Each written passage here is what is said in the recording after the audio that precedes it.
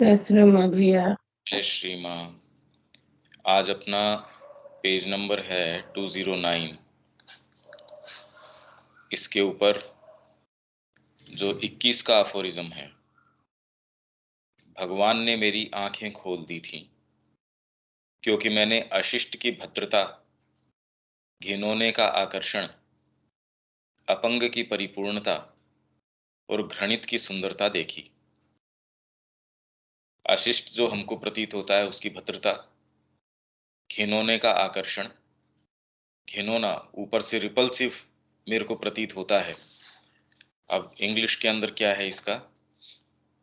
God had opened my eyes, for I saw the nobility of the vulgar, the attractiveness of the repellent, जो repel करता है आपको कि ये क्या है, the perfection of the maimed and the beauty of the hideous. इनके अंदर से मेरे को ये चीज़ें नजर आई। माँ क्या कहती हैं वो मैं आपसे स्क्रीन शेयर कर देता हूँ इस विषय में।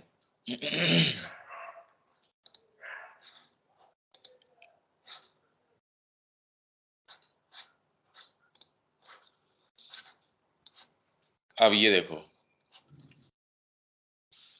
ये 24 फरवरी 1960 का है जो कमेंट्री है वो। This aphorism is the complement and almost an explanation of the previous one. ये उसका पूरक है जो इससे पहले गया है, तो हम पहले वाला देख लेंगे। और लगभग उसका एक्सप्लेनेशन है, उसकी व्याख्या है जो पहले गया है। तो पहले क्या गया है, ये रहा। अफोरिज्म तो दूसरा है, इसमें प्रश्न कर रहे हैं, इज देयर रियली नथिंग अगली and repellent in the world? क्या जगत में वास्तव में कोई भद्दी या रिपल्सिव, इस तरीके से कि आपको विभत्स ऐसे लगे और उससे आप पीछे हटें, ऐसी कोई चीज वास्तव में है ही नहीं क्या? Is it our reason alone that sees things in that way? क्या ये खाली हमारा रीजन, हमारा जो सोचना समझना, चीजों को क्या सही है क्या नहीं है, हमारी तर्क बुद्धि है क्या जो चीजों को इस तरीके से देखती है? ये इसको थोड़ा सा गहराई से हमको समझना चाहिए। इसमें अब जो माँ कह रही हैं, क्योंकि डेली हमारे साथ ये समस्याएं हैं भाई, इसका वास्तव में खाली अगर फिलोसॉफिकली समझ लें और प्रैक्टिस के अंदर इसको नहीं डालें, सारे समय तो हम इससे देखते ही हैं, इससे हमारा सामना होता ही है इस चीज से। रिपल्सिव है, भद्दा है, कई चीज ऐसी है जिससे हम पीछे हटते हैं। तो क्या इसका मतलब उनको, उनका क्या स्थान है, कैसे उनके साथ क्या रुख अपनाना चाहिए? और ये कह रहे हैं मैंने उनकी, उनके पीछे उनके जो दूसरा जो सुंदर रूप है उसको देखा। To understand truly what Sri Aurobindo means here, you must yourself have had the experience of transcending region and establishing your consciousness in a world higher than the mental intelligence। मानसिक जो बुद्धि है आपकी, इंटेलिजेंस है, उससे उच्चतर जगत, उससे उच्चतर जगत की चेतना के अंदर आपने अपने आप को एस्टेब्लिश करना आपने सीख लिया होना चाहिए, ये अनुभव आपको होना चाहिए। तो यदि आप देखिए, हृदय का मूवमेंट है, आपका बच्चा है या ब्लड रिलेशन के अंदर कोई है, उसकी कमियां आपको नजर नहीं आती, दूसरे को कैसे नजर आती हैं? तो इसका मतलब एक चेतना ऐसी है जिसके अंदर यदि ये तालमेल बिठाया जाए, पर ये बात तब तक नहीं समझ में आती जब तक कि इसका अनुभव नहीं होता। नहीं तो चीजें रिपल्सिव लगती ही हैं और हैं भी कैसे क्या कहें। कोई छोटी बच्ची है, उसके साथ दुर्व्यवहार हुआ या जिस तरीके की खबरें आती हैं, कितनी जबरदस्त तरीके से झकझोर देती है। अब उसको कहे नहीं इसके पीछे हम इसकी सुंदरता देखें, अरे भाई ये क्या बात है? हम कैसे जगत में एक्ट करें, ये हमारे सामने एक प्रैक्टिकल प्रॉब्लम रह जाती है कि मैंने उसकी सुंदरता देख ली। जो कोई अपराधी है जो इस तरीके के काम कर रहा है, पर मैंने उसके पीछे डिविनिटी देख ली। अरे पर जो एक्ट उसने किया है उसके साथ अब क्या करना चाहिए, आपने तो देख लिया। For from up there you can see firstly that everything that exists in the universe, universe में जो भी चीज एग्जिस्ट करती है, is an expression of सच्चिदानंद। जितनी भी चीजें हैं आपकी खराब से खराब हैं, अच्छी से अच्छी हैं, आप राक्षस की, असुर की, देवता की, दानव की, किन्हीं की भी घृणित से घृणित रूप हैं, आप ये कहें ये बहुत रिपल्सिव है, तो भी वो एक्सप्रेशन उसी चीज का है।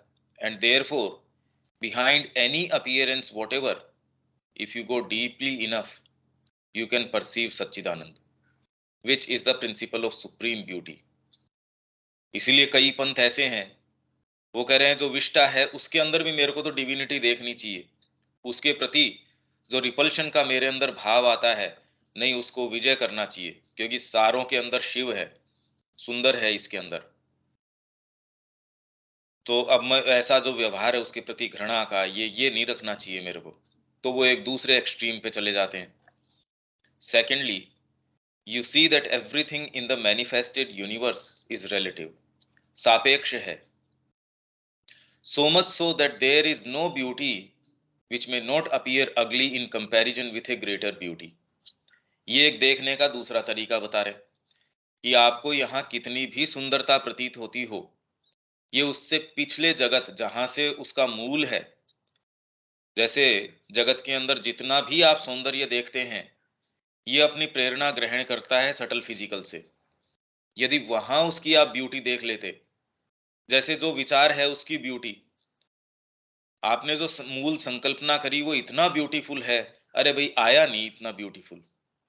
या एक बच्चा किसी चित्र को बनाने की कोशिश कर रहा है, सामने जो चित्र है वो तो बहुत ब्यूटीफुल है, बच्चा उसका प्रयास कर रहा है, जितना आ रहा है उतना आ रहा है, पर यदि आपने मूल देखा है तब आप ये कहेंगे यार तेरा प्रयास कम है, ज्यादा है, या जो भी है। तो उसमें भद्दापन आप देखते हैं, वो देखते ही तुरंत ये देखते हैं नहीं इसका मूल तो बड़ा सुंदर है। तो ये एक भाव आप बुद्धि से अपना लेते हैं कि जो भी चीजें मेरे को यहाँ नजर आ रही हैं वो सारी सापेक्ष हैं, निरपेक्ष नहीं है। तो यहाँ कुछ भी मेरे को नजर आता है, इसका मतलब इसका जो जो इससे ऊपर का रूप है वो भद्दा नहीं है, वो सुंदर है। No ugliness which may not appear beautiful in comparison with a yet uglier ugliness.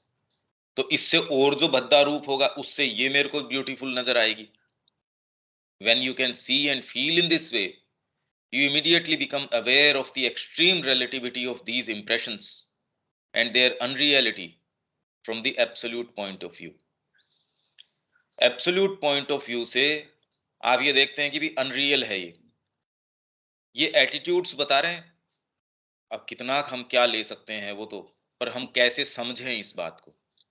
However, so long as we dwell in the rational consciousness, बौद्धिक चेतना में जब तक हम रहते हैं, it is in a way natural that everything that offends our aspiration for perfection, our will for progress, everything we seek to transcend and surmount should seem ugly and repellent to us, since we are in search of a greater ideal and we want to rise higher।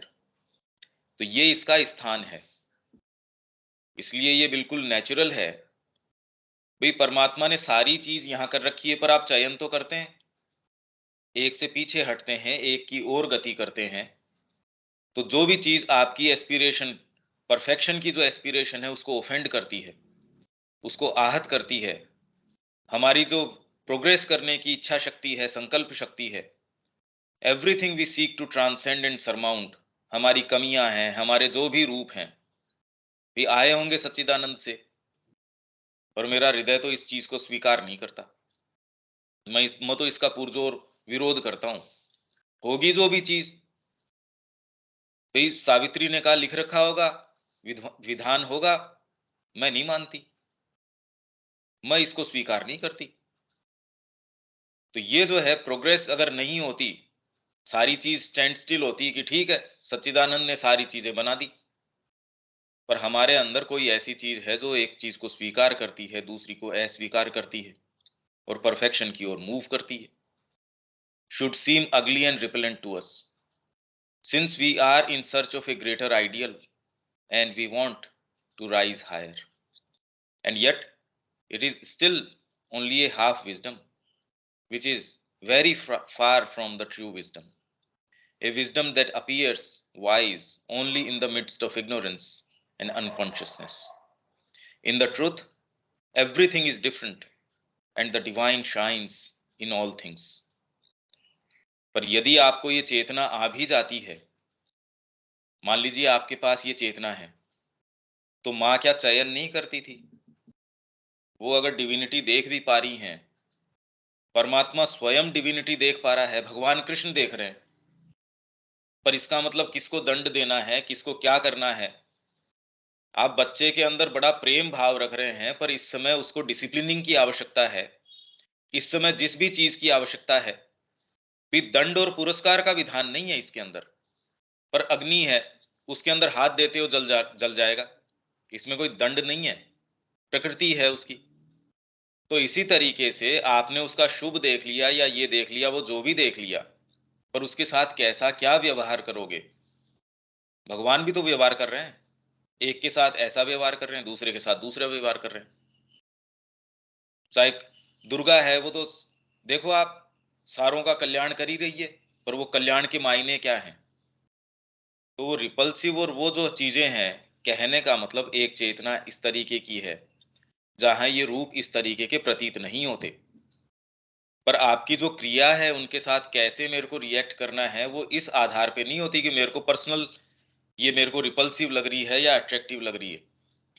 उस विधान में आपको कितना हस्तक्षेप करना है, क्या क्रिया करनी है, उतना आप उसके साथ कार्य करते हैं।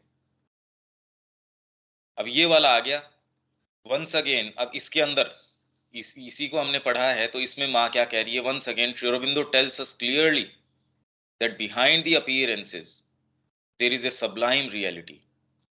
जितनी भी प्रतीतियां हैं भाई, ये तो हम निश्चित रूप से अपने व्यवहार में कर सकते हैं। हम किससे किस रूप से मिलते हैं, एक तो आप उससे खाली भौतिक उसका सामने क्या अपीयरेंस है, अरे भी सुंदर दिखता है, या इसके पास इतने साधन संसाधन, या आपको जो चीज प्रभावित करती है वो वाली चीजें हैं।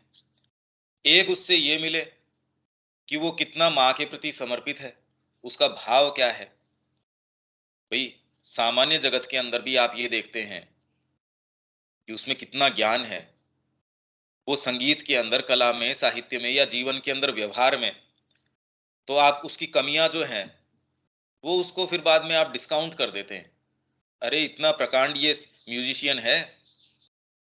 आप यदि देखो स्टीफन हॉकिंग, उसको तो वो बेचारा चल फिर नहीं सकता, उसको तो बचपन से जो प्रॉब्लम थी, और वो तो व्हील चेयर के ऊपर ही था, फिर भी अगर कोई कहीं जा रहा है तो उनको वो वैसा थोड़ी अपीयर होता है। तो पूरी उसकी उसके प्रति, अरे ये आ गए, ये अब जो बात कहेंगे, जबकि वो बेचारा तो मुंह से ही नहीं बोल सकता था। तो आप इसको बाहरी अपीयरेंस को भी डिस्कार्ड करके, डिस्काउंट करके, सामान्य जीवन में भी उससे व्यवहार करते ही हैं, पर धीरे धीरे आप कौन से पार्ट को अपील करते हैं? वो व्यक्ति की बाहरी व्यक्तित्व को, उसके अहंकार को, उसको टारगेट करते हैं, या आप किसको? अभी भी जीवन में देख लीजिए, जो डीपर वैल्यूज के अंदर निवास करते हैं, वो बाहरी अपीयरेंसेस को डिस्काउंट कर देते हैं। इसके पास क्या है क्या नहीं है। जैसे माँ ने ये कहा, जिन लोगों की ड्यूटी थी, हम पढ़ के भी गए कि जो विजिटर्स आश्रम में आ रहे हैं उनके साथ कैसे व्यवहार करना है। तो उनका पहले तो कि बैड टेम्परामेंट नहीं, उनके साथ कोई दुर्व्यवहार नहीं, प्लस व्यवहार का आधार ये नहीं कि वो कितना वेल टू डू हैं, कौन सी गाड़ी में आए हैं, कपड़े कैसे पहन रखे हैं, कितनी किस तरीके की शो ऑफ रख पाते हैं, ये नहीं। आपको तो रिगार्डलेस उनसे पोलाइटली बात करनी है। और पोलाइटली इसलिए नहीं कि वो बाहरी पोलाइटनेस हो, जैसे कि हम आजकल देखते हैं कॉरपोरेट कल्चर के अंदर, बड़ा प्रेम से आपसे कि नहीं ऐसा नहीं कर सकते, नहीं आउट, वो नहीं। आप ट्रूली इस तरीके से व्यवहार करेंगे क्योंकि उसके अंदर भी माँ है। अब ये तो बिल्कुल अलग चीज हो गई। ये तुरंत ही आपकी जो देखने का तरीका है, अपीयरेंस अपीयरेंस पे अटक जाने का तरीका है, उससे आपने एक डीपर चीज को लाके प्रतिस्थापित कर दिया, उसको रिप्लेस कर दिया। ये यदि हम कोशिश करके, भाई पहले तो एकदम तुरंत में तो कैसे आ जाएगी, तो प्रैक्टिस के अंदर यदि धीरे धीरे धीरे धीरे चीजों को मूल्य प्रदान करने का हमारा तरीका अपीयरेंसेस के आधार पे नहीं, उसकी वास्तविक रियलिटी क्या है, वो कितना नजदीक है, कोई व्यक्ति कितना नजदीक है। सपोज किसी ने आपके लिए एक एक्ट ऐसा कर दिया, आपकी इतनी कृतज्ञता है, वो चाहे और आपको गालियां निकालता हो, पर एक चीज उसकी, अरे उसने उस क्षण मेरे को ये किया था। हालांकि ये कृतज्ञता रख नहीं पाते, पर आप उस एक कारण से भी देखो जीवन भर उसकी ओर सारे अवगुण हैं, सारी चीजें हैं, डिस्कार्ड कर देते। दूसरा कहता है यार क्या कारण है, आप कहते हो अरे आप समझते नहीं, इसने ऐसे क्षण मेरे साथ ये चीज करी थी। तो आप बाहरी सारी अपीयरेंसेस को डिस्काउंट करके कहते हैं ना, ये कुछ भी करो चाहे, इसकी सारी चीजें माफ है।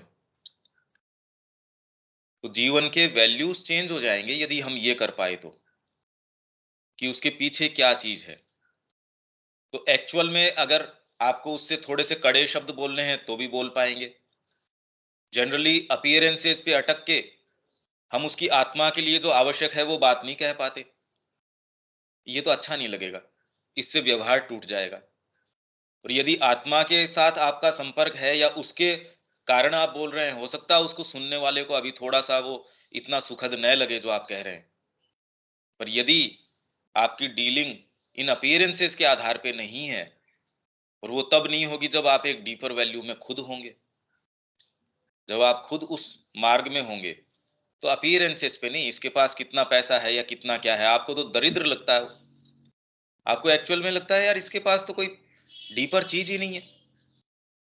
तो आपके जो वैल्यूज हैं उनके साथ आप कैसा व्यवहार करते हैं, उनके साथ आपकी जो डीलिंग है वो बिल्कुल बदल जाएगी, और धीरे धीरे धीरे धीरे और बदलती रहेगी। ये इसका प्रैक्टिकल स्वरूप है। फिलोसॉफिकली हम ये देख सकते हैं, जो माँ ने ऊपर बताया था, कि कोई भी चीज यदि ऐसी लग रही है हमको, तो उससे और विभत्स रूप है वो उसको ज्यादा सुंदर दिखा देता है। और ये तो रिलेटिव चीज है, उससे एक ऊपर की भी चीज है जहां से ये आई है, जो ये प्रकृति एक्सप्रेस करने की कोशिश कर रही है, बेचारी एक्सप्रेस नहीं कर पा रही, कितना एक्सप्रेस कर सकती है। यहाँ जो ज्यादा से ज्यादा सुंदर चीज भी है, जो सटल फिजिकल में या जिस जगह से वो आई है, वहां तो उसका तो बहुत सुंदर स्वरूप है। तो आप ये देख लेते हैं यार, ये एक बच्चा है जो चीजें बना रहा है, अगर थोड़ा सा अच्छा बना लेगा तो कुछ बेटर एक प्रतिकृति होएगी मूल चीज की। ये कुछ आपको देखने के तरीके हैं कि किस तरीके से आप इनको देखें। Thus, when the inner eyes are open to this divine reality, it is seen with such power that it is able to dissolve all that normally veils it. सामान्य तरीके से जो उसको वेल कर देती है चीजें, टू दी ऑर्डिनरी विजन। इसलिए यदि आप इसके अंदर निवास कर रहे हैं, आपको बिल्कुल स्पष्ट नजर आता है कि यार तेरे अंदर संभावना है, माँ के लिए तू काम कर सकता है, तेरे अंदर जो चीज है सामान्य व्यक्ति को नहीं मिलती। पर इसलिए तेरा दायित्व बढ़ जाता है कि तू अपने जीवन को इन चीजों में नहीं, माँ के निहित लगा। तो आप उससे ये कह सकते हैं, आपकी उससे जो डीलिंग है बहुत अंतर पड़ जाएगा। आप उससे जो डीलिंग सामान्य तरीके से करते हैं वैसी नहीं रहेगी। आप ये सोचिए कि कितना अंतर आ जाएगा, बहुत बड़ा अंतर आ जाएगा इसके अंदर। फिर उसके एक्ट्स को आप, कि वो क्या कर रहा है, उसके मायने भी, अट्रैक्टिव है या रिपेलेंट है, वो भी आप किस दृष्टिकोण से देखते हैं, वो सारे ही चेंज हो जाएंगे। और उसके साथ आपका व्यवहार किस तरीके का है वो चेंज हो जाएगा। ये इसका एक प्रैक्टिकल एस्पेक्ट है, बहुत ज्यादा इंपॉर्टेंट। और ये सीखने की बात है। ये हम अगर कर पाए, इस तरीके से देख पाए, तो ये सारी चीज की वैल्यूज को चेंज कर देगा। ये हमारा हुआ ये अफोरिज्म, ये नंबर है 21। इसमें कोई चीज जोड़ना चाहेंगे, कोई चीज बताना चाहेंगे, या फिर इसमें कोई बात नहीं समझ में आई हो, विवेक?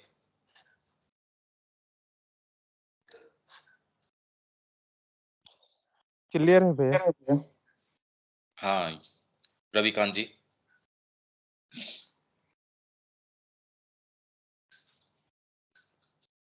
ये बहुत अच्छा एफोरिज्म है और इसको हमें अपने जीवन में उतारना चाहिए। वैल्यूज चेंज हो जाती है इससे सारी। देखने का नजरिया बदल जाएगा पूरे जीवन में हर चीज हाँ का। हाँ, पर उसके लिए अगर स्वयं व्यक्ति उसमें निवास कर रहा हो, पहले तो ये आपको मजबूर कर देगा कि जी आप हाँ। स्वयं पहले तो उस तरीके से जिएं और आपके दृष्टिकोण को आप परिवर्तित करें। जी। फिर आपकी जो लोगों से डीलिंग है, जो आपको बिल्कुल महत्वहीन सा लगता था, अनअट्रैक्टिव लगता था, रिपल्सिव लगता था, जी। वो यदि इस दृष्टिकोण से देखेंगे तो आप तो हम्म, देखेंगे अरे इसके अंदर जो डिविनिटी है, इसके अंदर जो चीज है। और फिर आप जिसको डांट नहीं पा रहे थे या कह नहीं पा रहे थे क्योंकि आपको लगता था कि इससे ये बुरा मान जाएगा, या फिर बाद में यदि आंतरिक दृष्टिकोण से देखेंगे आप उसको सच्ची बात कह पाएंगे और उसके रिजेंटमेंट नहीं होंगे। अभी क्योंकि ईगो बोलता है, ईगो को सुनता है, तो दोनों के अंदर आप कितनी मधुर बात भी करो तो भी उसके अंदर हमेशा रेजिस्टेंसेस बनते हैं। और इसके अंदर आप कहेंगे भी नहीं तो भी हार्ट से उसके प्रति गुडविल जाएगी, अरे यार क्या कर रहा है, जीवन इतना कीमती है, इसको माँ के लिए लगाओ ना। तो आपका दृष्टिकोण बदल जाएगा।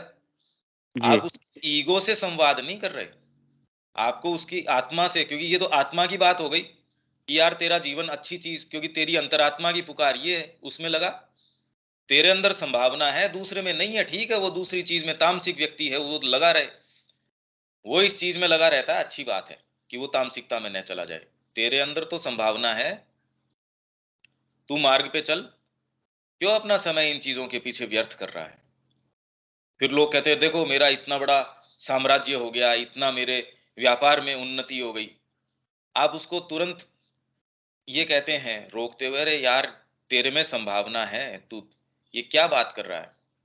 ये बात किसी दूसरे के लिए तो शोभा दे सकती है, तेरे लिए शोभा नहीं देती कि हमने ये एक्टिविटी पकड़ ली, हम ये चीजें कर रहे हैं। भाई आज शेक्सपियर है, वो कह देखो मैंने ये एक कविता लिखी, और वो जाके किसी ऐसे को दिखाए और वहां से प्रमाणीकरण लेने की कोशिश करे, तो आप कहे यार कम से कम तेरी मर्यादा तो समझ। और वही कोई छोटा बच्चा अगर लिखता है तो आप प्रोत्साहित करते हैं, अरे इसको तो पुरस्कार मिलना चाहिए।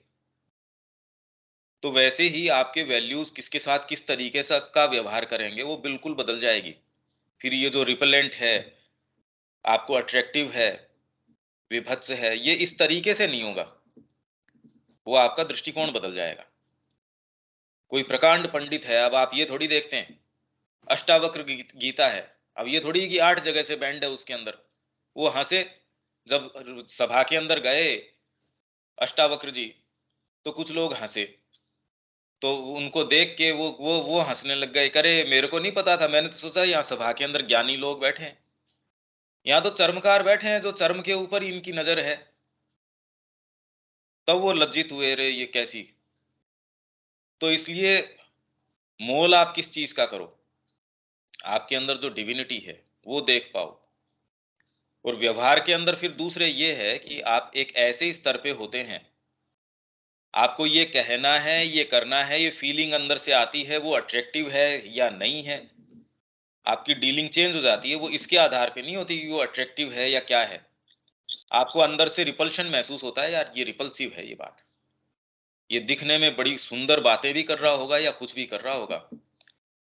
और धीरे धीरे ये सेंस आपका और कल्टीवेटेड और डेवलप होना शुरू हो जाता है। ये सारी चीजें संभव हैं, ये सारी करी जा सकती हैं। और इससे यही जगत में आप कैसे उससे इंटरेक्ट करते हैं, वो सारा समीकरण बिल्कुल बदल जाएगा, एकदम बदल जाएगा। हाँ दीपक।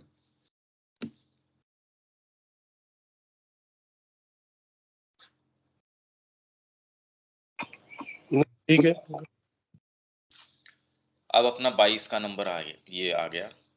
ईसाई और वैष्णव द्वारा क्षमा को सराहा जाता है, परंतु जहां तक मेरी बात है, मैं पूछता हूं मुझे क्या और किसको क्षमा करना है।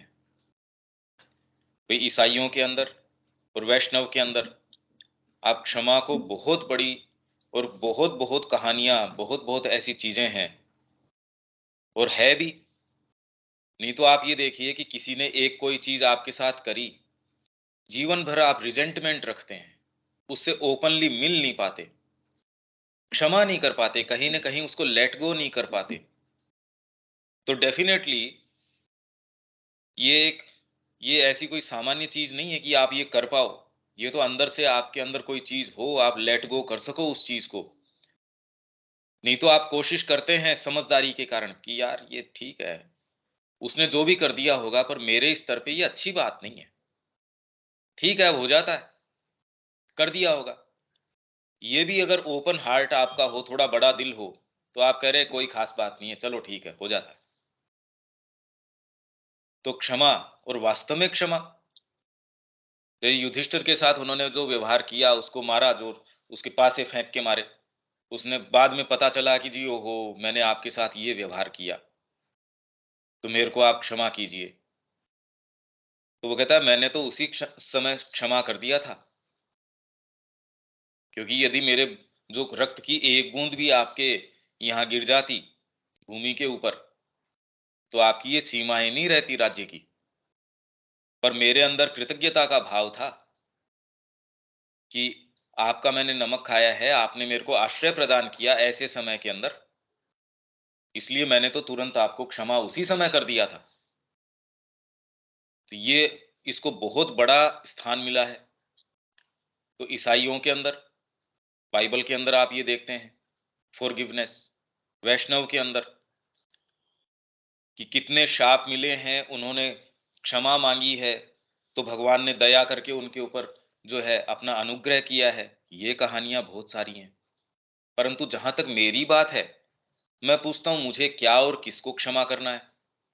अब ये कौन से स्टेट की बात हो गई, इसको कहां लागू करें? ये तो हर जना तैयार ही बैठा है इस चीज के लिए। किसको क्षमा करूं? अपने अहंकार के अंदर व्यक्ति ये तो सोचता ही रहता है किसको क्षमा करना है। भाई गलती थी उसकी, आप लेट गो नहीं कर पा रहे इस चीज को।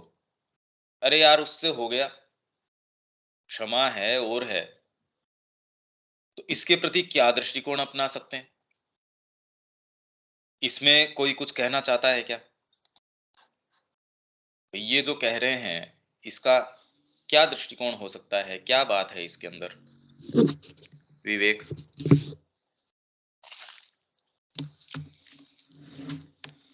क्या कहें इसके विषय में?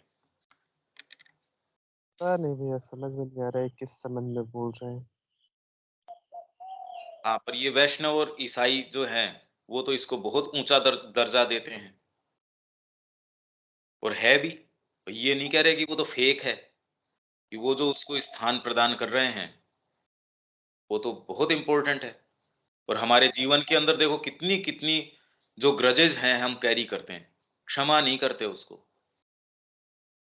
उसकी कोई बात, पहली बात तो हम ऑफेंस लेते किस चीज से हैं? उसने मेरे को ये वाली बात कही, फिर धीरे धीरे आप ये पाते हैं, भाई थोड़ा सा आपके अंदर मानसिक विकास होता है कि यार ये ठीक है, अब इसने, आपने थोड़ा सा जीवन को देखा हो, तो आप ये कहते हैं ठीक है भाई, किसी के ऐसे मोमेंट्स आते हैं, पर जीवन में आपको थोड़ा आगे बढ़ना चाहिए। बुलाओ उसको, उसके लिए द्वार थोड़ी कोई बंद कर देंगे। परिवार में आप देखते हैं यार ठीक है, कोई टाइम हो गया, अब सारे अपन इकट्ठे हो रहे हैं, बुलाओ उसको, चलो उसको मना के लेके आते हैं। तो समझदार लोग इस तरीके से कह रहे हैं ठीक है, कोई खास बात नहीं है। और मन में चाहे ये पता है कि हाँ गलती उसकी है, फिर भी जाके कहते हैं हाँ यार ठीक है, कोई टाइम मेरे को भी गुस्सा आ जाता है। या बच्चे को आप किस तरीके से व्यवहार करते हैं, मन में आप क्षमा कर देते हैं और सामने से हो सकता है आप उससे क्षमा भी मांग रहे हो कि यार हाँ ठीक है, मेरे को गुस्सा आ गया, देख मैंने तेरे को डांट दिया। तो वो व्यक्ति जानता है कि गलती तो थी इसकी, और इसके लिए डिसिप्लिनरी मैंने मूवमेंट किया, वो भी जरूरी था।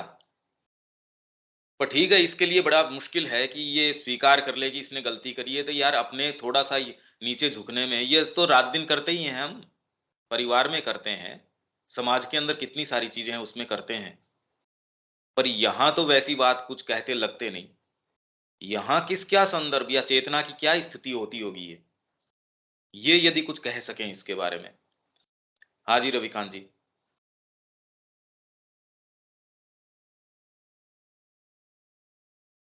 इस बारे में माता जी ने आगे लिखा है, उससे ज़्यादा क्लियर होगा।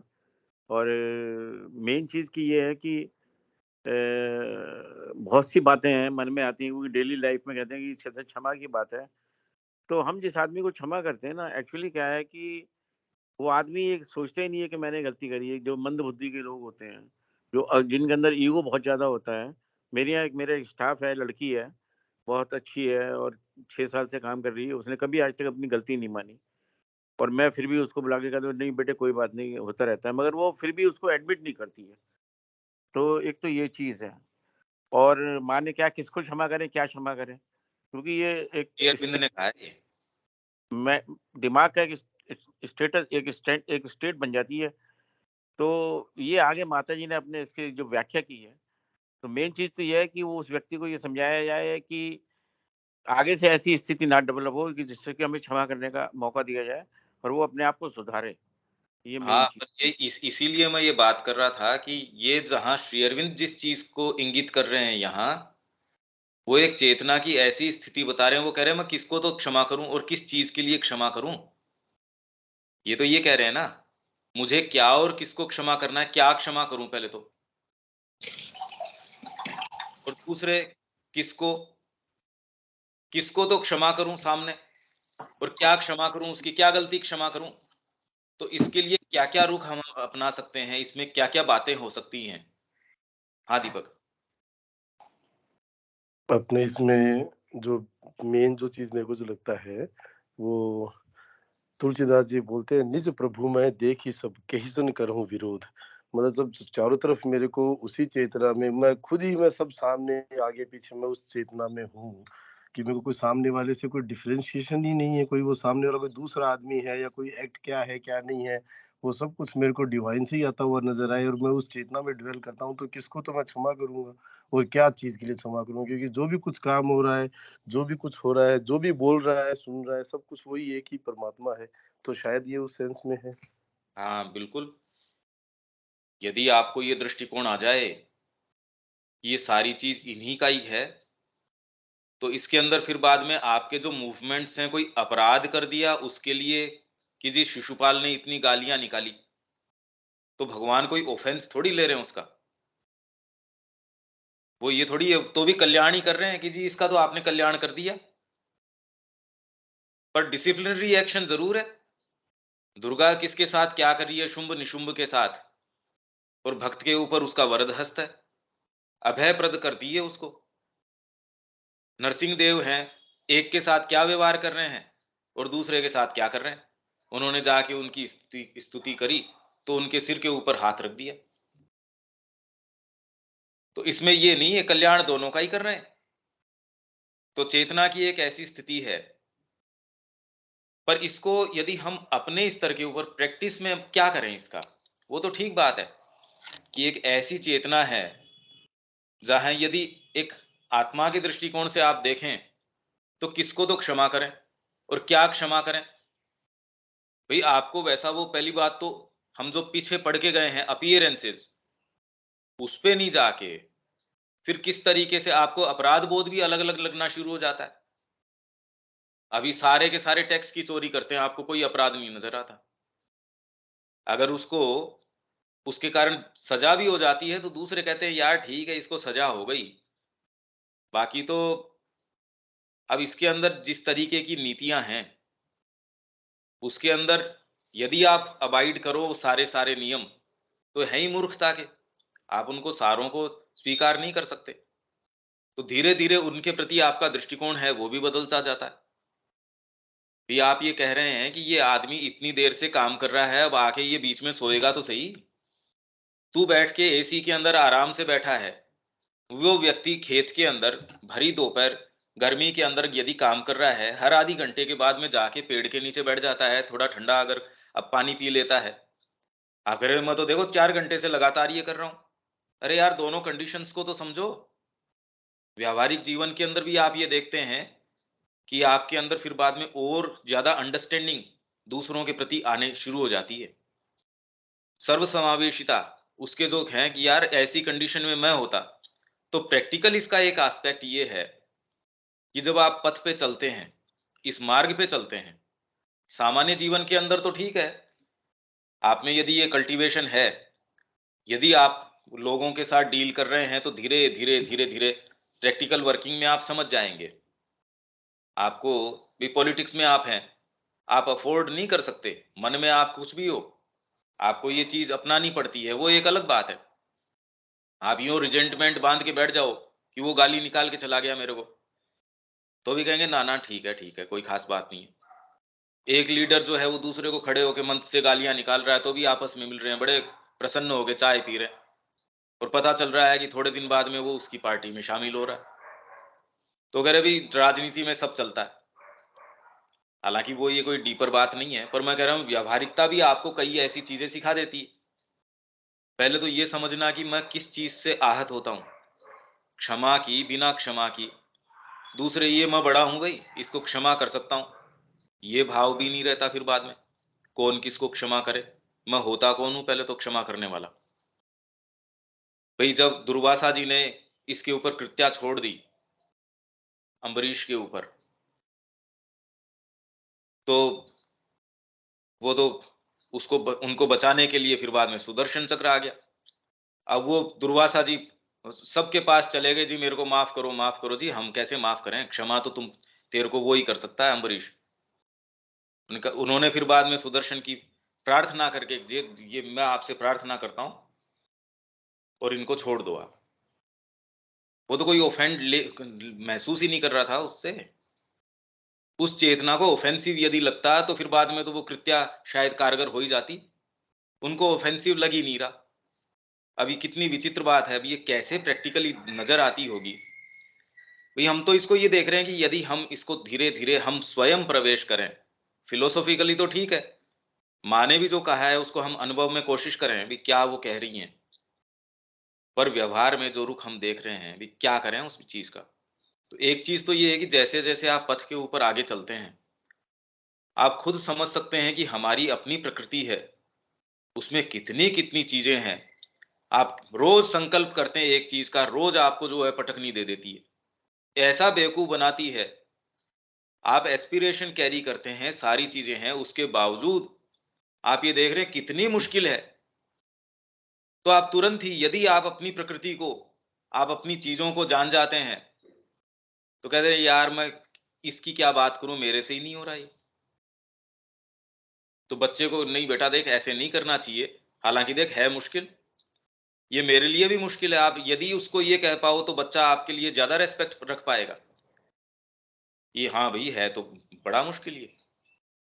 वो गांधी जी को कहते हैं, अब वो ये चीनी खाता है भाई, इसको आप हिदायत दीजिए। तो उन्होंने कहा ठीक है, 2-3-4 दिन बाद लेके आना, एक समय बाद लेके आना। वो इतने समय बाद में लेके आए, वो कहा कि भाई देख देख बेटा तू चीनी मत खाया कर। उसने कहा ठीक है। तो उसकी माँ कहती है आप 4 दिन पहले ही कह देते, ये बात यही तो कहना था। अरे क्या मेरे लिए भी मुश्किल था ये, मेरे को भी इसमें बड़ा स्वाद आ रहा था। तो जब तूने कहा तो मैंने कहा भी जो चीज कहें कम से कम उसके लिए अपन खुद तो सिंसियर हों उस बात में। तो किसको क्षमा करें पहले तो, जब मेरे खुद के मैं देखता हूं। भाई यही तो है कि सारे अवगुण अगर मैं खुद के अपने अंदर देख रहा हूं, यार इनसे टैकल करना बड़ा मुश्किल है। तब माँ को पुकारता हूं, आओ ये करो देखो। तो सामने जो व्यक्ति है उसके अंदर फिर बाद में यदि मैं इस दृष्टिकोण से देखूं, तो मैं तो माँ से जुड़ा हूं, मेरे पास तो ज्यादा पावर उसकी होनी चाहिए, उसके बावजूद ये वाली है। उसको बेचारे को ऐसी कोई चीज ही नहीं है। उसमें यदि कोई चीज है, अगर ऐसे अवगुण आपको नजर आ रहे हैं तो गुण नजर आ जाए इसके बावजूद, तो मैं कह रहा हूं कि अरे मैं माँ से जुड़ा हूं, इन चीज ये सारी इतनी एटलीस्ट कान में तो गया है मेरे, इसके तो कान में ही नहीं गया, ये तो जो कर रहा है ये तो मेरे से बेटर ऑफ है फिर तो ये एटीट्यूड भी इसके अंदर हो सकता है। जब आप पथ पे चलते हैं आप समझ जाते हैं ये रे मुश्किल है ये। आप अगर ट्रैकिंग के ऊपर गए हो, माउंट एवरेस्ट पे चढ़ने का आपने प्रयास किया हो, अब उसमें क्या क्या चीजें आती हैं, आप उसके ऊपर पूरा चढ़ गए मान लीजिए, कोई दूसरा व्यक्ति है अगर बीच पड़ाव से भी रोके भाग जाता है तो भी आप ये नहीं उसका उपहास नहीं करते, अरे यार वो अच्छा आधी दूरी आएगा, बहादुर आदमी है। उसमें आप ये नहीं कहते रे बता आधे ही रास्ते। आप जानते हो उसकी समस्याएं उस पथ पे चलने के अंदर, या जीवन में आप जानते हो। जैसे कई बार आपका बच्चा कहता है देखो पापा इसके पास तो ये नहीं है, पर आपने बड़ी मेहनत से आपका जो भी पैसा कमाया है, आप कहते हो बेटा तेरे को सेंस नहीं है, तेरे को तो मेरा जो है आधार मिल रहा है, तूने तो ये सारी संपन्नता देखी है। मैं जानता हूं तो आप किसी का भी निरादर नहीं करते। जब इतनी सी चीज आपको इतना परिवर्तित कर देती है, तो यदि चेतना के अंदर आपने स्वयं मेहनत करी और आप जानते हैं कि इसमें कैसे कैसे काल आते हैं, कैसी कैसी चीजें हैं, तो पहले तो ये एक तुरंत आ जाता है भाई, क्षमा करने वाली। अपराध आप महसूस ही नहीं करते, क्योंकि आप समझते हो कि ये बात कितनी मुश्किल है, ये सामान्य कोई आसान चीज नहीं है, इस पे एक कदम भी रख पाना। तो आप ऐसे व्यक्ति के जब संपर्क में होते हैं, या आपके पास सपोज एक आश्रम का वातावरण है, उसके अंदर कोई व्यक्ति आया, आप उसके अपराध नहीं देखते। द वेरी फैक्ट कि ये माँ के लिए कदम बढ़ा के आ गया, उसको यदि आप देखते हैं, तो हमेशा ही फिर बाद में आपका दृष्टिकोण चेंज हो जाता है। दूसरे आप ये कहें, देखो आया तो माँ के लिए था, काम कर रहा है ये। आप यदि आप चले हो मार्ग के ऊपर और इस दृष्टिकोण से देखते हो, ये बात इंपॉर्टेंट है कि कम से कम मार्ग पे तो आया। नहीं तो कितनी भी समझदारी, कितने भी लेख लिखना, कितने भी साहित्य करना, आपके कदमों को नहीं मोड़ता मार्ग की ओर। आप जीवन भर सोचते रहेंगे, आपको बड़ी क्लैरिटी है दिमाग में कि यार काम तो माँ का करना चाहिए, पर अभी तक वो चीज नहीं आई कि आपके कदमों को मोड़ सके और उस मार्ग के ऊपर डाल सके। समझदार व्यक्ति इस चीज का बड़ा गहरा भाव रखता है, अरे इसके मार्ग आए हैं इसके ऊपर, तो बजाय प्रताड़ना करने के, उपहास करने के, या इसके लिए ऐसा वातावरण बनाने के लिए बेचारा इतना मुश्किल से इसके पांव इस कदम यहां आए इस मार्ग के ऊपर की उखड़ जाएं, नहीं, वो हर संभव इसके लिए कार्य करो कि इसके मार्ग यहां प्रशस्त हों, आगे चले। ये तो बात ही कुछ और है। भाई सामान्य दुनिया क्या करती होगी वो तो छोड़िए, पर इसके अंदर जो बात आ रही है, जो चीज है, आप यदि ये दृष्टिकोण अपना सके, माँ क्या कह रही होगी वो तो जरूर हम पढ़ेंगे, पर मैं ये कह रहा हूं कि हम अगर अपनी स्थिति से इन कड़ियों को पकड़ के स्वयं नहीं चलें, तब तक हमारा विकास नहीं होगा। माँ ने तो कह ही रखा है, जब इन सारों के माध्यम से और माँ क्या कहती है, वो और ज्यादा अंदर जा पाएगा, और अप्रिशिएट कर सकेंगे कि वो क्या वाणी है। फिर दूसरे, चलो पहले तो माँ का ले लेते हैं, फिर श्री अरविंद इसके ऊपर क्या कह रहे हैं, वो तो और बड़ी विचित्र बात है। तो इसमें माँ क्या कह रही हैं वो देखते हैं।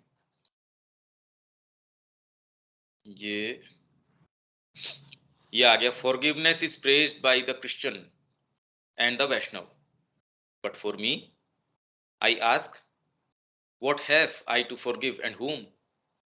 क्या तो भी आपका कौन सा तो अपराध मैं फॉरगिव करूं? मैंने स्वयं ने ये इससे पता नहीं कितने कितने ज्यादा किए।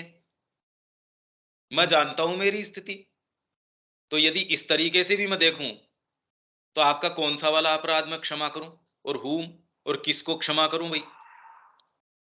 हालांकि चेतना की एक ऐसी स्थिति हो सकती है, पर वो तो हम एक ऐसी चीज की कल्पना कर रहे हैं जो हमको तो उपलब्ध है नहीं। भाई आज हम क्या करें उस बात का, आपको और मेरे को तो वो चेतना उपलब्ध है नहीं। हम ये मानते हैं कि परमात्मा को जो ये महसूस नहीं होता, पर हमको तो वो उपलब्ध है नहीं, तो हमारे तो कोई काम का नहीं। तो ये कह के हमने इसको दूर धकेल दिया। इस अफोरिज्म के प्रैक्टिकल एस्पेक्ट को हमसे क्या जोड़ सकते हैं कि भी एक ऐसी चेतना होती है जिसके अंदर सारी चीजें परमात्मा, या फिर बाद में सारा निज स्वरूप या आत्मा का स्वरूप, या जो भी आप उसको जिस भी तरीके से डिफाइन करें, ठीक है, किन्हीं क्षणों के अंदर आपके वो डीप भाव हो सकता है और उसके अंदर जो भी जैसा भी होता होगा, पर हमेशा तो वो नहीं रहता। पर हाँ, बुद्धि का आधार आप धीरे धीरे तैयार कर सकते हो। तो उस स्तर पे भी हमको काम करना चाहिए, डीपर स्तर के ऊपर भी कर सकते हैं। तो इसलिए मैं इसको जोड़ रहा हूं कि करें क्या। यूं तो अगर ये कह दें कि नहीं, मैं आत्मा की स्थिति के अंदर हूं और उसके अंदर मेरे को फर्क नहीं पड़ता, व्हेन वी आस्क फॉरगिवनेस, ये माँ जो है वो एक बिल्कुल अलग दृष्टिकोण बता रही है। ये चेतना की एक ऐसी स्थिति या इसका एक दृष्टिकोण, ये हमको थोड़ा सा और डीपली, एक्चुअल में क्या है, अगर बाहरी तरीके से देखोगे उसका इतना लाभ नहीं होगा। वहीं यदि आप अपने अंदर की एक बात कैसी है, साइकोलॉजिकली अपने आप को इससे रिलेट करने की कोशिश करोगे, तो बहुत लाभ है इसका। डज ही ऑलवेज फॉरगिव अस? जब हम भगवान से फॉरगिवनेस, भगवान मेरे को माफ कर दीजिए, तो क्या वो हमेशा माफ कर देता है? पहली बात तो आप इस साइकोलॉजिकल स्टेट को महसूस करने की कोशिश कीजिए जिसमें आपने क्षमा प्रार्थना करी हो। पहले तो वो स्टेट, भाई हम ये कहते नहीं भगवान से मैंने माफी मांगी कि देखो ये, वो जनरली वैसा होता नहीं। ये आप कहे जैसे मैंने भगवान से प्रार्थना करी, वो जनरली प्रार्थना होती ही नहीं। तो आप कब फॉरगिवनेस की मांग करते हैं, और फॉरगिवनेस किस चीज के लिए? आप किसी को डांट रहे हैं, सोच समझ के डांट रहे हैं। आपने बच्चे को थप्पड़ मार दिया तो उसके अंदर आप नहीं नहीं मैंने ये गलत कर दिया, ऐसे नहीं। आपके वो ओरिएंट कहां से हो रहा है, वो चीज आई कहां से?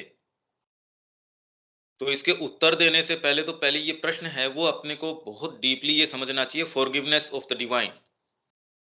जब भगवान की फॉरगिवनेस को हम उसके लिए मांग करते हैं तो क्या वो हमेशा ही ये हमको प्रदान करते हैं? तो ये इसके ऊपर निर्भर करता है हम फॉरगिवनेस मांग भी रहे हैं या नहीं मांग रहे हैं, कहां से मांग रहे हैं, हमको महसूस हो रहा है नहीं हो रहा है। Shri Aurobindo himself gives us the divine's answer.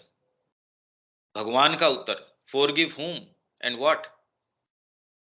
भाई किसको फॉरगिव करूं और किस चीज के लिए?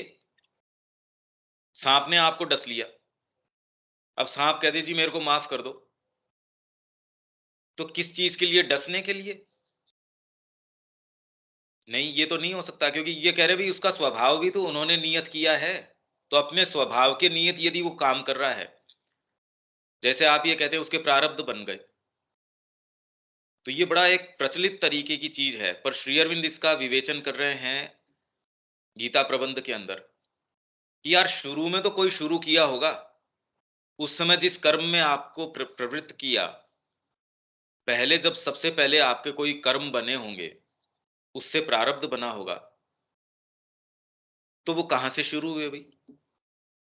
मेरी प्रकृति आप इस तरीके की बनाते हो, मैं उस तरीके के काम करता हूं, फिर मेरे को उसके लिए दंड देते हो कि तूने ये काम किया। अरे भाई तो ये तो तूने करवाया है मेरे से, ये दंडनीय अपराध है, पर करवाया तो आपने। शूट करने का ऑर्डर आप मेरे को दे रहे हो, मैंने शूट किया और मेरा निशाना बिल्कुल सही गया। अब आप कह रहे हो इसको दंड दंड दो, इसने मार डाला उसको। अरे भैया आपने किया है तो फॉरगिव whom एंड व्हाट। ये सारी चीज यदि उन्हीं से प्रेरित हो रही है, उन्हीं से आ रही है। The Lord knows that all is himself and therefore that all actions are his and all things are himself. पर ये तो परमात्मा का उत्तर है भाई, ये उत्तर हम देने की स्थिति में है या नहीं है? तो हम कहते हैं हमने माफ कर दिया, या आप ये कहें मैं किसको माफ करूं, ये भी जो है ब्रह्म है, मैं भी ब्रह्म हूं, तो कौन किसको माफ करे, ये चीज चलती नहीं। और इस चीज को कोई प्रैक्टिस के अंदर भगवान का कोई भी रूप आज तक तो दिखा नहीं कि वो इस तरीके से प्रैक्टिस कर रहा हो। वो तो सीधे सीधे ही दंड देने की प्रक्रिया के अंदर है। माफ कर दिया हो कि जाओ रावण तेरे को मैंने माफ कर दिया, तूने ये काम किया है। गीता की प्रस्तावना में ही जैसे श्री अरविंद कह रहे हैं कि ये कितना बड़ा एक बेवकूफी भरी बात होती कि ब्रह्म ब्रह्म को उठा के ले गया, मेरे को इसके लिए क्या रिजेंटमेंट करना। वो तो सेना लेके सब जो है चढ़ाई कर दी। तो ये वाली बातें उनको कहाँ क्या रखना चाहिए, तो अपनी सारी चीजें एज इफ यही जस्टिफिकेशन देने के लगी रहती हैं। और जीवन में हम अब प्रैक्टिकली क्या करें? To forgive one must be other than the one who is forgiven. मैं जिसको क्षमा कर रहा हूं उससे अलग होना जरूरी है, पर मैं ही हूं वो। And the thing to be forgiven must have been done by someone other than oneself. तो ऐसी चीज उसमें है नहीं, उस चेतना के अंदर जो फॉरगिव कर रहा है और जो फॉरगिवनेस सीख कर रहा है, ये दोनों तो अलग अलग है नहीं। और आप तो ऐसी चेतना में हो जहां अलग अलग हैं, आप जबरदस्ती ऐसे कैसे मान बैठेंगे?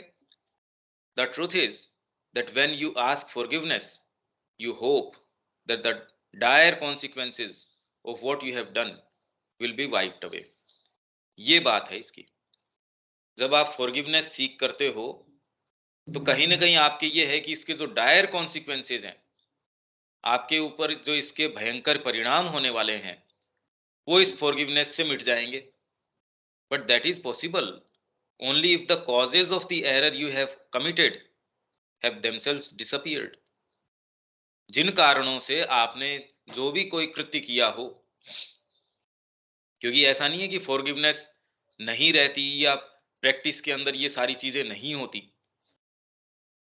क्योंकि इसका तो परिणाम आप अपनी चेतना के स्तर के ऊपर देख सकते हो, और वो और ज्यादा गंभीर इसका परिणाम है। आप कह रहे हैं यार मेरे को इतना एक जो है दंड दे देते, कोई धन का दंड दे देते या कोई इस तरीके का दंड दे देते, आपने तो मेरा ये दंड दे दिया, ओहो ये तो बहुत ज्यादा हो गया। आप ये वाला काम कर लेते, मेरे से मित्रता क्यों तोड़ ली? जिसको थोड़ा सा इस चीज का सेंस है वो ये जानता है, अरे और सारी चीजें तो ये पर मित्रता। दूसरा कहता है अरे ठीक है कोई फर्क नहीं पड़ता, सेंसिटिव आदमी के फर्क पड़ता है। वही परमात्मा जो है, वही मीराबाई जैसे कह रही है, राणो जी रूठा मारो काई करसी। पर अगर भगवान रूठ गया आपसे, भी राणो जी है, अगर राणा जी है वो रूठ गया तो भी क्या कर लेगा? क्या क्या कुछ नहीं कर सकता। भगवान यदि आपसे मुंह मोड़ लेता, ये सेंसिटिविटी यदि आपके हो, if you have made a mistake through bad will, the bad will must disappear and be replaced by good will. तो बैड विल तो मैं कैरी कर रहा हूं, उसके कारण जो उसके कॉन्सिक्वेंसेज हैं, दंड नहीं है वो। अरे भी दंड तो कोई बाहरी व्यक्ति दे देगा, मान लीजिए आपको, आपने कोई हत्या कर दी या कुछ भी कर दी, पर आपकी चेतना के अंदर उसके जो कॉन्सिक्वेंसेज है, कोई भी इंप्रिजनमेंट आपको उससे धो नहीं सकता। आपके अंदर जो अपराध बोध है, वो आपको कितने भी साल की इंप्रिजनमेंट हो या कोई भी हो, वो जो चेतना के अंदर गिरावट आई है, या वहीं आपको ये डिवाइन विल नजर आई कि माँ की ये इच्छा है कि ये इसका सर उतार देना चाहिए, अब वो भी हत्या की श्रेणी के अंदर आएगा, बाहरी तरीके से तो आप उसको भी नहीं कर सकते, कैसे जस्टिफाई करो? आपकी चेतना में कोई कॉन्सिक्वेंस नहीं है कि हाँ यार कोई खास बात नहीं है, फांसी लग जाए लग जाए। आपकी चेतना में जबरदस्त उत्थान आ गया, आप एक्ट से नहीं, आपके अंदर वो कौन सी बात थी उससे आप देखेंगे। ये तो मीयर रिग्रेट विल नॉट डू, अंदर से यार पछतावा हो रहा है मेरे को, इससे नहीं काम चलने वाला। It must be accompanied by a step forward, एक स्टेप उससे आगे जाने की जरूरत है। For the universe is constantly evolving, nothing is at a standstill, everything is perpetually changing, moving forward or backward.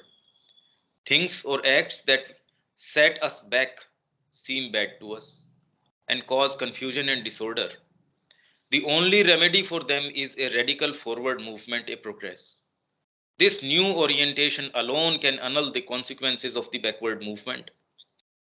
Even आपकी ये कह रहे हैं कि जन्मपत्री में ये लिखा हुआ है, तो यदि आप साधना अपना लेते हैं या आप डिटर्मिनिज्म, अलग अलग लेयर्स ऑफ डिटर्मिनिज्म है, उसमें यदि आप पुकार लेते हैं, हो सकता है घटना वही हो, आपको उस समय वो एक्सीडेंट मीट करना है, आप हो सकता है वो हो गया हो, तो दूसरा कह देगा यार क्या फर्क पड़ गया इस बात से? नहीं, इससे आपकी सारी साइकोलॉजिकल स्टेट है, सारी और इतनी इतनी चीजें हैं, बाहरी तरीके से तो आपको लगेगा ये तो वही बात हो गई, एक्सीडेंट तो हो ही गया, इसका क्या फायदा हुआ? नहीं, आप समझ ही नहीं सकते कि अगर डीपर डिटर्मिनिज्म आप यहां एक्टिवेट करवा सकें, कुछ भी बदला जा सकता है। आपके लिए तो बदल ही गया, आप क्लास में गए, द फैक्ट कि आपको इतनी बजे क्लास लेनी है, इतनी बजे खत्म करनी है, पर आपने माँ को पुकारा। आप जानते हैं आपके लिए एक साइकोलॉजिकल ये एक ट्रूथ है, आपके लिए फैक्ट है कि कितना फर्क पड़ जाता है जब आप माँ को पुकार के दिन शुरू करते हैं, कार्य शुरू करते हैं। आप ट्रेन में बैठे, आइए माँ, अब ट्रेन तो चली रही है, दूसरा कहेगा यार इससे क्या, इसके कॉन्सिक्वेंसेज अनल थोड़ी हो गए। अरे कॉन्सिक्वेंस की बात नहीं है, क्योंकि आप तो खाली भौतिक तरीके से, इनफैक्ट श्री अरविंद ने कहा मेरी जन्मपत्री के अंदर 3 या 4 बार मृत्यु प्रेडिक्ट करी हुई थी, हमेशा ही बदल दी गई। एक व्यक्ति आया यहाँ, तो जैसे ही आप साधना अपनाते हो, गुरु अपनाते हो, या फिर कोई एक हायर डिटर्मिनिज्म को यहाँ ऑपरेट करवा देते हो, तो यही एक करने की चीज है। वास्तव में यदि उसके इफेक्ट्स को या वो चीज को अनल करना है, उसके कॉन्सिक्वेंसेस को, तो ये एक नया ओरिएंटेशन है वो लाना पड़ेगा, एक नया दिशानुकूलन है वो लाना पड़ेगा, नई चीज खोलनी पड़ेगी। पर इसका मतलब ये आपको ये जस्टिफाई नहीं कर रहा कि अपराध कर लो और फिर नया, ऐसे कर नहीं सकते। जैसे लोग कहते हैं अंतिम क्षण के अंदर आप भगवान का नाम ले लो तो मोक्ष हो जाओगे, तो श्री अरविंद कह रहे हैं इसका मतलब ये नहीं कि जीवन भर अपराध करते रहो, क्योंकि प्रैक्टिकली ये हो नहीं सकता, और अंतिम क्षण आप ये कर लो, हो ही नहीं सकता ये। जब तक आप पूरी उसकी तैयारी न करते रहें, तो इसीलिए कि साहब डेथ बेड के ऊपर कोई दूसरा आके आपके लिए प्रेयर बोल देगा तो आपका मोक्ष हो जाएगा, कि ऐसे नहीं यार, ये कोई शॉर्टकट या कोई बेवकूफ बनाना थोड़ी है कि आप वो काम करते रहो और ये साथ में, ये ऐसा नहीं होता। Therefore it is not a वेग एंड एब्स्ट्रैक्ट फॉरगिवनेस, ये बहुत ज्यादा गहरी स्थिति है। ये तो कहां से आप, क्या आपको महसूस होता हो, that one should ask of the divine, but the power to make the necessary, progress. ये नेसेसरी प्रोग्रेस करने की पावर है। ये कोई एब्स्ट्रैक्ट फॉरगिवनेस नहीं मांगता व्यक्ति भगवान से, कि जिस कारण से वो गलती हुई है वो नेसेसरी प्रोग्रेस करने की शक्ति मांगता है वो। For only an inner transformation can wipe out the consequences of the act. इस एक्ट के जो कॉन्सिक्वेंसेज हैं, वो एक्ट का ट्रांसफॉर्मेशन, इनर ट्रांसफॉर्मेशन जो है ना, वो ही वास्तव में उसको वाइप आउट कर सकता है। इसके अंदर एक बड़ी विचित्र बात है, वो हम कल करेंगे और फिर आगे बढ़ेंगे। यहां तक अब किसी के कोई बात नहीं तो कल इसमें और इसके डीपर कारण हैं, इसके कि किस क्यों होता है भाई, ये मैकेनिज्म क्या है, इसका तरीका क्या है, या हम और गहराई से कैसे समझें। भी कुल मिला के हैं सारे दृष्टिकोण, एक स्तर का, दूसरे स्तर का, भीतर का, बाहर का, और इन सारों को हम देख सकते हैं। एटलीस्ट हमको हमारी साइकोलॉजिकल स्टेट के प्रति थोड़ा अवेक करते हैं ये, हम चीज़ों को कैसे देखना है। बार बार यदि इन चीज़ों को कर पाए तो प्रैक्टिकल लाइफ में तो रात दिन का अंतर आ जाएगा, रात दिन का अंतर आ जाएगा। बहुत हमारा जो है दूसरों के प्रति एक अंडरस्टैंडिंग व्यू आ जाएगा। उनको जितना हार्शली, जितना ट्रेंचेंटली हम कहते हैं अरे ये गलत, ये सही, ये अच्छा, ये बुरा, ऐसा नहीं होगा। और धीरे धीरे यदि हम इस मार्ग के हैं तो हमारा व्यू तो बदलना ही चाहिए। लोगों को लेके हमारी जो डीलिंग है उनके बाहरी व्यक्तित्व तक नहीं अटक जानी चाहिए, उसमें बाहरी क्या कमियां हैं या स्ट्रॉन्ग होल्ड हैं उससे नहीं, वो मार्ग पे चलना चाहिए भाई। तो आपको ये वाली बातें नहीं रहती कि आप समझते हो कि कितना मुश्किल है, सारे साधन आपको हों तो भी इस मार्ग के ऊपर कदम लगाए रखें आप तो कितना मुश्किल है, तो आपका सारा प्रयास इसके ऊपर ये रहता है।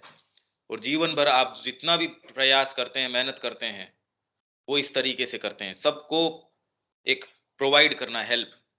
जैसे नवजात जी ने विजय भाई को कहा बुला के कि जीवन में कभी भी कोई सहायता की आवश्यकता हो पीछे मत हटना, सबकी सहायता। पर सहायता मतलब क्या, यदि हम सहायता कहें, जो भी इस मार्ग के ऊपर आ सकता है उसको किसी भी तरीके से, बहुत मुश्किल है। आप ये देख रहे हैं कि आप में एस्पिरेशन है तो भी इसको कैरी कर पाना या उसको हमेशा रख पाना कितना मुश्किल है।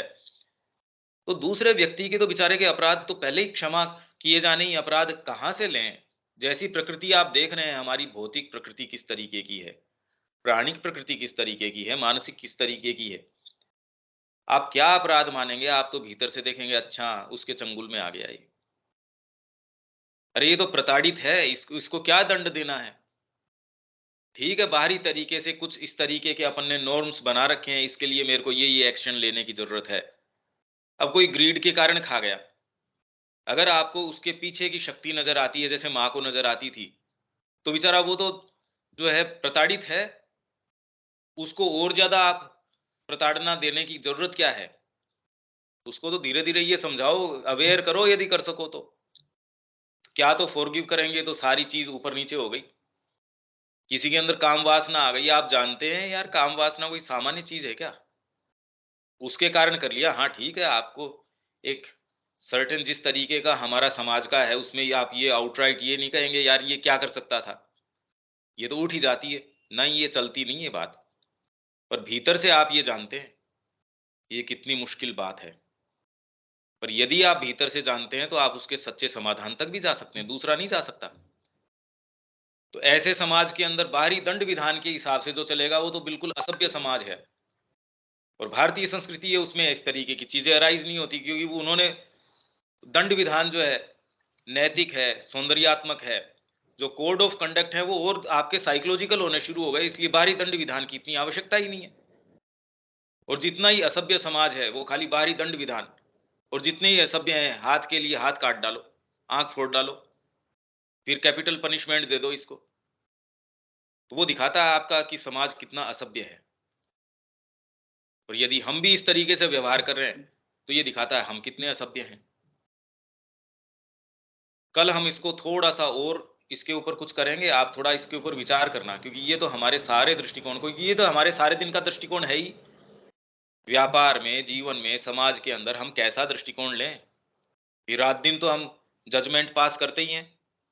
तो हमारा दृष्टिकोण क्या होना चाहिए, और ये भी नहीं कि खाली बाहरी तरीके से होना चाहिए, आंतरिक तरीके से होना चाहिए। तो इससे हमारे अपने मूल्य चेंज हो जाएंगे, जिनके साथ हम हैं उनके भी जीवन में उत्थान आ जाएगा। आप उससे किस तरीके से डील करेंगे उसका बहुत जबरदस्त उत्थान आ जाएगा, वो आपको पता खुद ही नहीं चलेगा। ये सारी चीजें संभव हैं, और इन्हीं के कारण कोई वास्तव में विकास होता है, या कोई चीजें हैं वो इन्हीं के कारण होती हैं, अदरवाइज नहीं हो सकती। दंड विधान के कारण कोई चीज थोड़ी होती है। ठीक है दीपक, यहां छोड़ सकते हैं, कोई बात इसके अंदर?